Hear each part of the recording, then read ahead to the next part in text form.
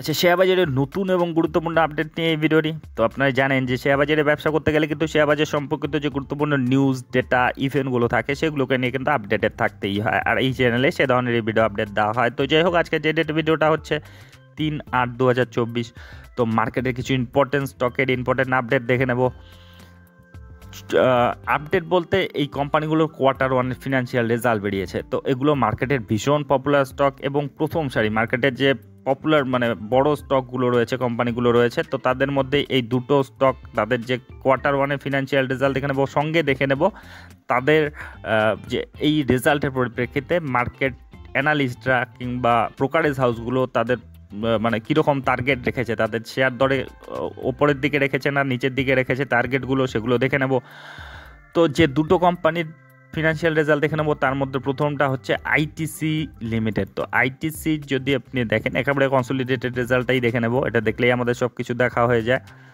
তো যে হিসাবগুলো কোটিতেই রয়েছে, তো প্রথমে এই কোম্পানির ইনকামটা, সেলসটা দেখে নিই। তো এই কোয়ার্টারে তাদের যেটা সেলস হয়েছে 18,457 কোটি, যেটা আগের কোয়ার্টারে ছিল 17,923 কোটি। তো কোয়ার্টারলি 17,923টা 18,457 হয়েছে, তো কোয়ার্টারলি ইমপ্রুভ হয়েছে। আর ঠিক এক বছর আগে ছিল 17,164 কোটি, সেখান থেকেও কিন্তু ইমপ্রুভমেন্ট হয়েছে ভালো রকম। তো এই বড় কোম্পানিগুলো বিশাল তাদের বিজনেস, বিশাল তাদের যে অ্যামাউন্টগুলো, তো এক্ষেত্রে এদের গ্রোথটা কিন্তু সেরকম বাৎসরিকভাবে হয়তো 10% 12% বাড়া, বড় বাড়া আর কি। এই কোম্পানিগুলোতে আপনি কিন্তু 50% 100% বৃদ্ধি সেরকম কিন্তু দেখতে পারবেন না, এগুলোর গ্রোথ স্লো হয় কিন্তু স্টেডি হয়। তো যাই হোক, আপনারা দেখতে পাচ্ছেন সেলসে কিন্তু তাদের গ্রোথ অব্যাহতই রয়েছে, তারা কোয়ার্টারলি এবং ইয়ারলি তাদের সেলস বাড়িয়েছে। এখন এই সেলস করতে গিয়ে, এই রেভিনিউ জেনারেট করতে গিয়ে তাদের খরচা কেমন হয়েছে সেটাও ইম্পর্টেন্ট। খরচা বেশি হয়ে গেলে কিন্তু সেটা তাদের প্রফিটেবিলিটিতে প্রভাব ফেলে।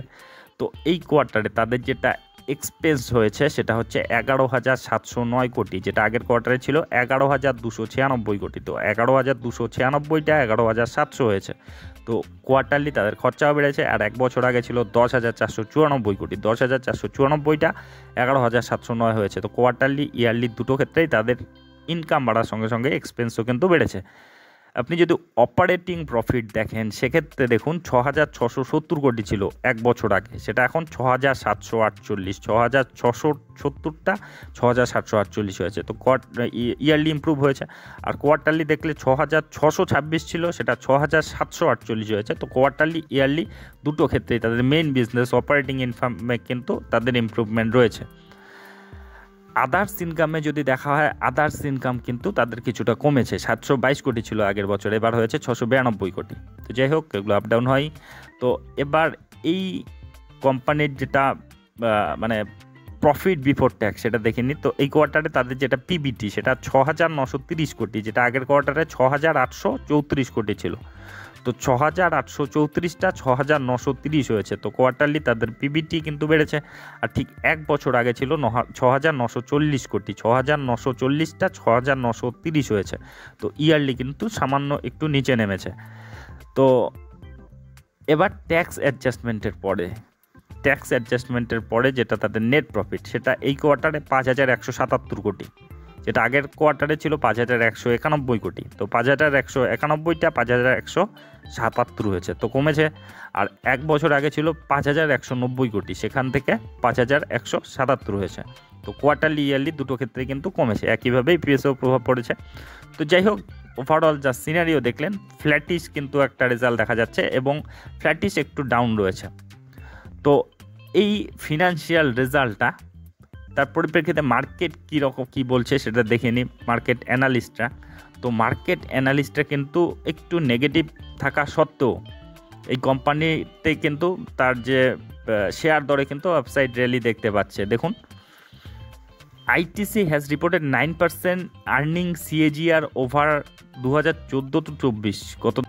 যাই হোক, একেবারে এদের টার্গেট প্রাইস কী দিল সেটাই দেখে নিই। দেখুন, আইসিআইসিআই সিকিউরিটিস যেটা টার্গেট তারা রেখেছে 530 টাকার, তো যেটা তারা আর কি এস্টিমেট করছে। দেখুন, we increase our earning estimate 1 to 2% ইয়ার 2025-26 1 থেকে 2% মতো তারা কিন্তু এস্টিমেট করছে আর্নিং বৃদ্ধি হবে 1 থেকে 2% মতো, রেভিনিউ, ইবিটা, নেট প্রফিটেবিলিটি এসব ক্ষেত্রে। আর সিএজিআর যেটা 11%, 13%, 11% এরকম কিন্তু থাকবে 2024-26 মধ্যে, এরকম কিন্তু তারা একটা ফোরকাস্ট করছে, মানে গ্রোথ, আলটিমেট গ্রোথ কিন্তু তারা দেখতে পাচ্ছে, যার পরিপ্রেক্ষিতে এর শেয়ার দরে কিন্তু তারা উপরের দিকেই টার্গেট রেখেছে 530 টাকার। আচ্ছা, এবার মতিলাল ওসওয়াল কি বলেছে দেখুন, তারা যেটা টার্গেট প্রাইস রেখেছে তারা আবার একটু বেশি রেখেছে, 575 টাকার টার্গেট প্রাইস রেখেছে।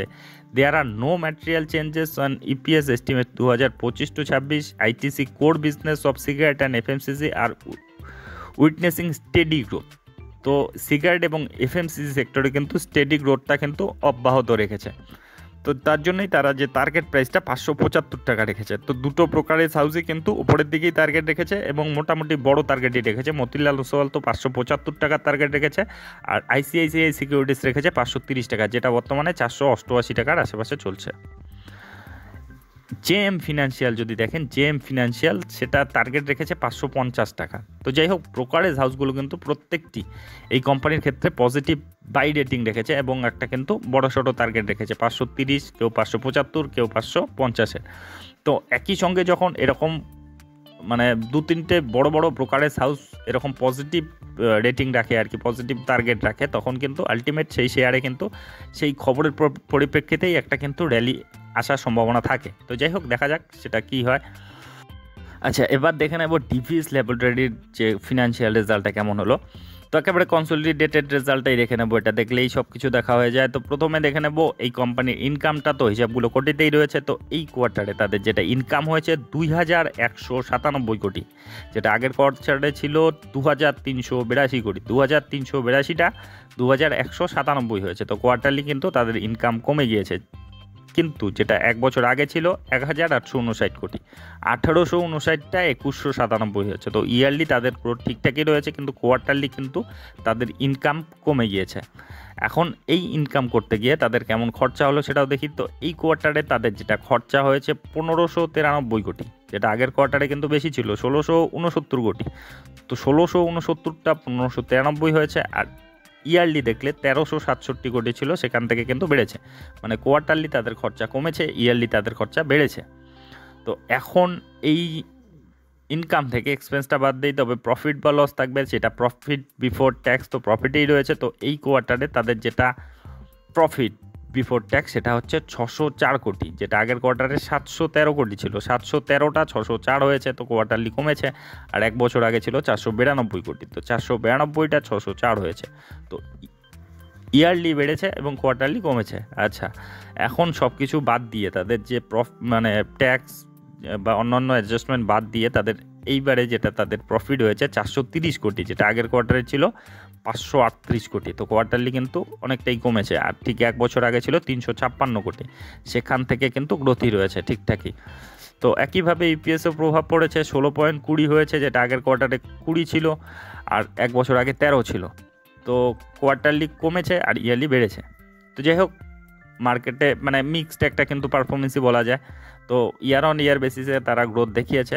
তো এই রেজাল্টের পরে আর কি যেটা টার্গেট প্রাইস যেটা দেখা যাচ্ছে, ডক্টরস রেড্ডিস ল্যাবরেটরি ইবিটা ওয়াজ 14% অ্যাবভ পাওয়ার এস্টিমেট, যেটা এস্টিমেট করেছে আর কি, রিসার্চ করেছে, সেটা হচ্ছে প্রভুদাস লীলাধর যে সংস্থা রয়েছে, তারা এই রিসার্চ রিপোর্টটি বের করেছে যে 2025 Q1-এ ইবিটা ওয়াজ 14% অ্যাভাব পাওয়ার এস্টিমেট, যেটা তারা এস্টিমেট ধরেছিল তার চেয়ে 14% অ্যাভাবে রয়েছে। The best business margin and US sales ex of G Revlimid and PLI incentive continue to remain week.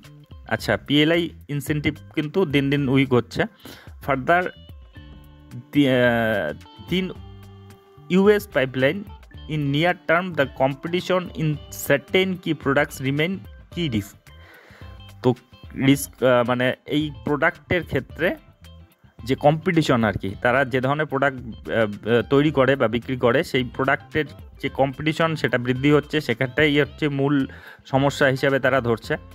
তো ইপিএস ট্যান ইনক্রিজ 2026-এর মধ্যে 3% and 8% 2025-এ ছিল 3% এবং 2026-এ 8%। We factor the higher G Revlimid sales at CMP DRD and trading at expensive. আচ্ছা, যাই হোক, এগুলো যা যা বলেছে তার যেটা মূল কথা আর কি, তারা যেটা টার্গেট প্রাইস আর কি রেখেছে সেটা হচ্ছে 6,000 টাকা পার শেয়ার হিসাবে রেখেছে। মানে 2026-এর মধ্যে আগামী এক বছরে 6,000-এর যে লেভেলটি সেটা কিন্তু দেখা যেতে পারে, যেটা বর্তমানে চলছে 4,973 টাকায়। তো যাই হোক, যে আপসাইডে 6,000 টাকার টার্গেটই তারা আর কি দেখতে পাচ্ছে, যেটা প্রভুদাস লীলাধর যে ব্রোকারের সংস্থা রয়েছে তারা। তো এই কোম্পানি দুটোর আপডেট নিয়ে এই ভিডিওটি ছিল। তো এই ধরনের আপডেট যদি আপনাদের উপকারে লেগে থাকে তবে অবশ্যই চ্যানেলটি সাবস্ক্রাইব করে রাখবেন। আর ভিডিওটি শেষ পর্যন্ত দেখার জন্য ধন্যবাদ।